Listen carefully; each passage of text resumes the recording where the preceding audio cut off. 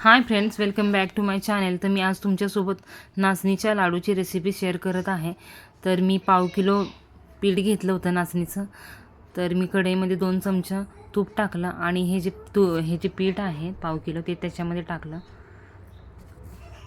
आणि मीडियम आचेवरती 8 ते 10 मिनटं भाजून घेतलं। तर जोपर्यंत त्याचा थोडा कलर डार्क होत नाही तोपर्यंत मी भाजलं। तर तूप जसं लागेल तसं त्याच्यामध्ये टाकायचं आणि व्यवस्थित पीठ भाजून घ्यायचं। जास्त पण भाजायचं नाही, मीडियम भाजायचं। आणि त्यानंतर मग जे बदाम होते ते पण मी रोस्ट करून घेतले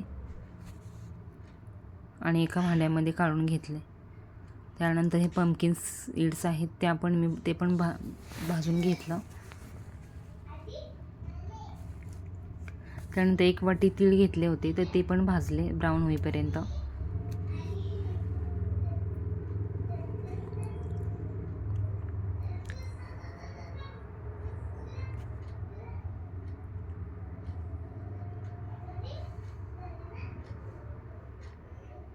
तर तीळ भाजून झाले आहेत तर ते पण काढून घेतले। त्यानंतर मी हे धुतलेले खजूर होते त्याच्यामधील बिया पण काढून घेतल्या होत्या। तर ते पण थोडे भाजून घेतलं, त्याच्यातलं जे पाणी होतं ते जाण्यासाठी। आणि त्यानंतर हे धुतलेले मनुका होत्या त्या पण भाजून घेतल्या मी थोड्याशा, त्याच्यातलं पाणी निघून जाण्यासाठी। आणि त्यानंतर मग हे असं सर्व भाजून झालं आहे आणि मी इलायची पण टाकली होती। तर 7 ते 8 इलायची घेतल्या आणि त्याची बारीक पूड करून घेतली, तर ती पण टाकायची आहे त्याच्यामध्ये। तर तुम्ही ड्रायफ्रूट्समध्ये काजू, वॉलनट, पिस्ता वगैरे जे काही तुमच्या घरी अवेलेबल असेल ते पण टाकू शकता। तर माझ्याकडे जे होतं ते मी टाकलं। तर मी हे जे ड्रायफ्रूट्स भाजून घेतले होते त्याची पावडर बनवून घेतली मिक्सरमध्ये लावून। तर थोडं थोडं घ्यायचं आणि लावून घ्यायचं मिक्सरला, होऊन जातं लगेच।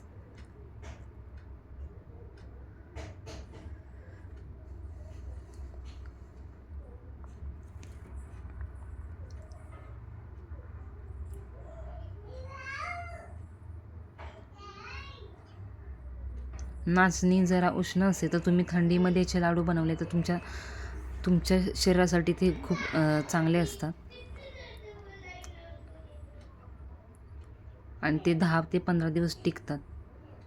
आणि ह्याच्यामध्ये तुम्ही गूळ पण टाकू शकता, पण मी ह्याच्यामध्ये साखर किंवा गूळ काहीच ॲड करत नाही आहे। तर मी ह्याच्यामध्ये फक्त खजूर आणि मनुकाची पेस्ट टाकते।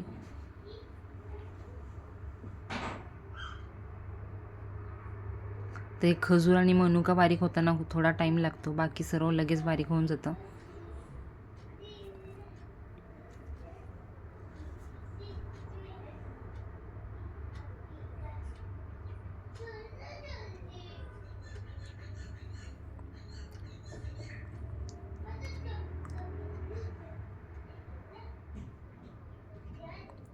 तर सर्व बारीक करून झालं आहे।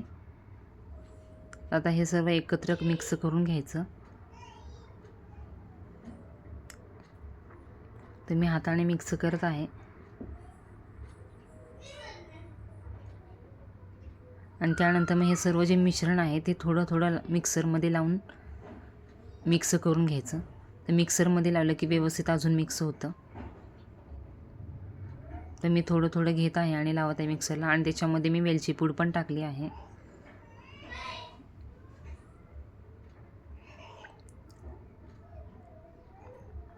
तर वेलची पूड टाकली की लाडू अजून मस्त त्याचा वास येतो।